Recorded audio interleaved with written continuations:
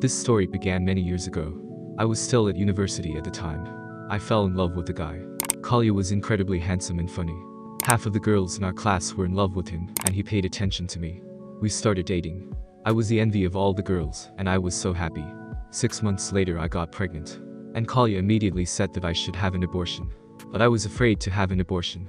I didn't say anything to my parents, so they found out about it late, when the belly was visible. They sent me to an aunt in the next town. I was supposed to have the baby at the end of August.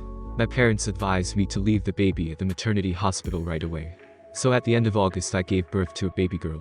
When I was lying in the maternity hospital, they brought me a baby girl, and the nurse said, "Feed your baby girl. Don't give up on her. Look how pretty she is. It's a great sin to give up your baby. And you will have to pay for that sin. You'll raise your daughter on your own. All babies cry. And your daughter is lying there quietly. Have pity on her." But I didn't take the nurse's advice. I wrote a renunciation of the baby and went back to the university. Kalya transferred to another city, and I never saw him again. When I graduated, I married my classmate Anton. He had liked me since my first year. A year later I gave birth to a boy. We named our son Sasha. Anton and I lived very well. Then our son grew up, finished school, went to university. He studied very well. When he was a freshman, he fell in love with his classmate Sveta.